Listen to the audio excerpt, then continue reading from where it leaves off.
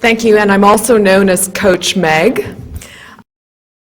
You're probably wondering how a biotechie got into prevention and wellness, because I was very much focused on the high-tech side of medicine, and particularly in biotechnology, the R&D end. I realized about 12 years ago that as much as we needed new medicines for many challenging diseases, we were truly missing the boat in helping people take responsibility and take charge of their own personal health and well-being and prevent disease.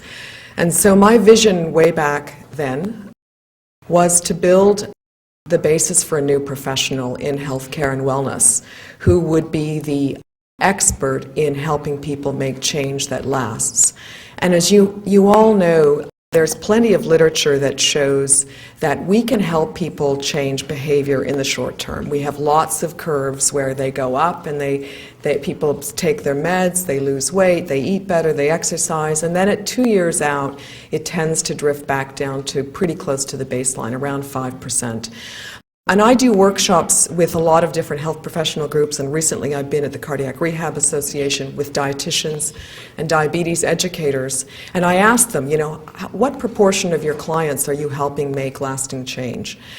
And they mostly say it's around 10% or less. So that's better than the 5% for diets, but a long way to go.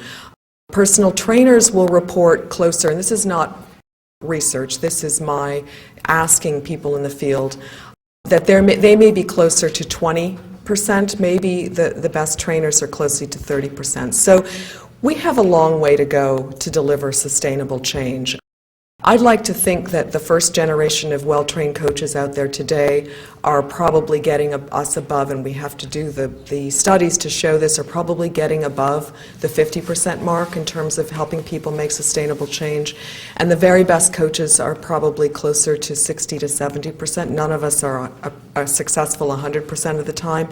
But that's really what we're talking about today, is how do we actually dramatically improve our success rates in helping people change their lifestyles in ways that really make a difference, not just to their personal lives, but to the crisis we have today around lifestyle-related diseases.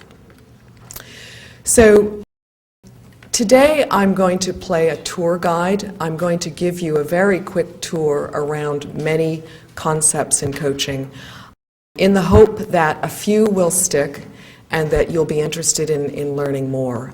In an hour, really, that's the best I can do, is to give you a good overview. And I'm going to start by introducing you to who are my heroes, the most important scientists who have created each a body of literature over the last few decades that really is the base that we stand on. Even if we don't have evidence for the application of coaching as an intervention in medicine, we are standing on a fairly firm foundation. A little bit about our work towards creating standards and the way coaching is used today. I'm not going to go into the evidence at length. There's a paper I can refer you to that's coming out shortly. The heart of this is really around, because in health we talk about mechanisms of action. You can't take a new drug or a new device to the FDA to start clinical trials unless you have a really well worked out hypothesis of what you think is delivering the clinical effect at a molecular level, at levels that we can observe. And so I have distilled what I consider the most important skills of coaching into mechanisms. I will walk you through those. I'm going to use 2 client examples to tell you their stories so you can see how these skills relate to real people, and then a few coaching exercises to leave with you for your own work. So my heroes. I have to start with Ed Deci and Rich Ryan. Who know of these 2 psychologists at the University of Rochester? So you may or may not know that when Maslow died, and he had what was the most respected theory of motivation, his hierarchy of needs, there really was no data to support that hierarchy. And Deci and Ryan, over the last few decades, are now respected for having developed what is probably the most well-grounded theory of human motivation, what drives us to do what we do. Then the theories around our self-efficacy or confidence, I think Al Bandura and his social cognitive theory, and the immense body of work by Jim Prochaska also inform how we think about the capacity to change, not just the drive to change, but what is it that gives us the ability to change. And then in the last 20 years, Barbara Fredrickson has kind of taken on the biology of positive emotions and why they matter. And I know that Cleveland Clinic has been well steeped in the work of David Cooperrider's appreciative inquiry model. And Barbara's work has really put the science behind why positive emotions matter. And perhaps the big news is that they are the main variable that predicts resilience. And if people are going to change their lifestyles, they need resilience. So they're not a luxury, we really need them. Many of you know about motivational interviewing? Yes? A few? Yes. So Bill Miller and Stephen Rolnick, who have put together a nice package of relational skills and tools, some nice skills that coaches use liberally. And then last is Bob Kegan at Harvard. Does anybody know Kegan's work? So he is, I think, is the most brilliant psychologist working in the field of adult development, and he is, among others, has taught us that we construct our own reality. We construct our beliefs. If we have decided that we're not going to make our health a priority because we think our work performance will suffer, that's a belief system that we have made up, which means that it can be deconstructed and reconstructed in new ways. And Kegan has made the case that you can't get lasting change unless you outgrow your old mindset, unless you get to a place where you say, I cannot imagine thinking the way I used to think. If you think about it in your own life in terms of a decade at a time, if you think back 10 years ago, you think, I couldn't imagine thinking the way I did then. And that's what we're talking about lasting change, is when you have truly outgrown the roadmap. The old roadmap has been replaced by a new roadmap in your brain. And that's really the goal of lasting change. So as you well know, medicine is designed beautifully for acute care. We are wonderfully able to take someone who has appendicitis, who's had a car accident or a heart attack, and take care of them through the process and do a great job. But we didn't design the healthcare system for chronic care when it comes to people 24/7 being actively engaged in their own lives. We don't have the systems and the tools to do that.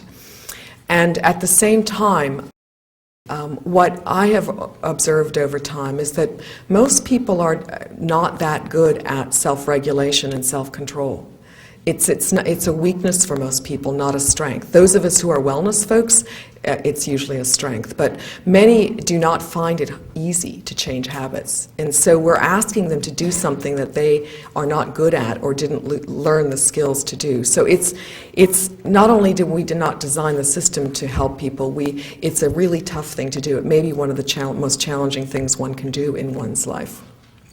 Fortunately, much has been written about what it takes to change. These are three of my favorite book titles. Change is Good, You Go First. That's often how we feel about the change process. And then Alan Deutschman, a few years ago, wrote a piece, the front cover piece in Fast Company called Change or Die, which he then was asked to turn into a book. And he popularized the data that showed that when someone has had a heart attack, and his or her physician says, you'll die if you don't change your lifestyle, only 7% of patients, in fact, make change, which means fear of death is not a good motivator. People avoid thinking about it. They have to yearn for a better future, something that they want that's worth working for. And then Prochaska's book, Changing for Good, I think really brought home the notion that that's really what we're looking for. It's not the temporary change, it's the lasting change. So how do we get there? To quote Albert Einstein, we cannot solve our problems with the same thinking we used when we created them, which means we really do need to think differently. And if I was to distill coaching down to its simplest ingredient, the coaching conversation generates insight, a small change in mind. Maybe I do have time to exercise. Maybe I should experiment, which leads to action, which leads to insight. My gosh, that felt so good, I got a lot more done. Which leads to action, do it again. My goodness, my stress levels went down. I want to do it more. So it's this iterative process over time, changing our minds, doing the behavior, changing our minds. That upward spiral is what it takes to lead to the change in mindset and behavior that is sustainable. Which means each coaching conversation, we want to create the conditions where people are having a small shift, an aha moment. Oh my goodness, I never thought about it that way. I didn't realize that was possible. And so it's that combination of ingredients. And we now know enough about the neurobiology that our brains can change, that we do learn. We learn until probably our last breath. And that the mechanism is that we make new connections in the brain. And that has biological limits. It can only go so quickly. And so we can't change our minds completely in a transformational way in a few days. It's more like a few months to get a significant change. So I think of 3 months as sort of a good time frame to, if you're working on the behavior and the insight change, that you can actually develop new thinking. So in the end, what we're helping people do is to build a new new network in their brain. And the more robust that network, the more insight that's been developed, the more experience people have had, the more they have unpacked their experience and really learned from it thoroughly, the more redundancy there is in the network, the more backup strategies they have, the more likely they'll be able to sustain the new behavior. So then, a definition of health and wellness coaching would be that we facilitate the partnership and the change process that enables clients to change their mindsets and develop and sustain behaviors that we already know which behaviors have been proven to improve health and wellness. And they go beyond what they have been able to do alone. When you put two brains together, you get more insight. When you put two sets of working memory, two creative processes together, it speeds up the process. Coaches also, I want to say, we have a unique spirit. I remember thinking when I was probably 10 or 11 that I was different from other people because I really thought people could change. And I never really wavered from that belief, and in a way that's why I have found myself in this profession. And my metaphor here is that coaches see the butterfly in the chrysalis. We see the possibility that other people can't see. And so, and I think in part, although we don't know what the genetic code is for this trait, I think in part coaches are people who do see this potential that others might not. And then, of course, we have to add great toolbox on top of that. So among all of us who have been training health professionals and coaches, we all came together about 18 months ago to create an initiative to set standards for coaches, because there isn't a wide agreement, and we really can't do great research studies if we don't agree on what a coach is and what a coach does. So today we have 73 organizations. Mike Roizen joined us last year. We had a summit to pull together this group along a common mission. We're working towards building a national test, national training and education standards. In fact, they may be international because there are no standards anywhere. And we have now a collaboration among a number of centers, including Mayo and Duke and Vanderbilt and Harvard, and maybe Cleveland Clinic will join us to create a collaborative research strategy to look at coaching as an intervention for heart disease, for chronic pain, for diabetes, particularly the toughest cases. And if you know, in the pharma model, when you're developing a new intervention, you usually go with your toughest populations first because you get data quickly, and then you back into others. And I think we're moving towards that kind of strategy around research for coaching. Looking at different ways. There are a lot of different approaches to reimbursement now, including capitated care and bringing coaches into physician practices. But the second piece, which is as important, is the integration of these skills at a basic level into the scope of all health professionals who are working with people who have chronic issues. So it's not just about establishing a standard for a new job or role or professional, but also to bring these skills widely.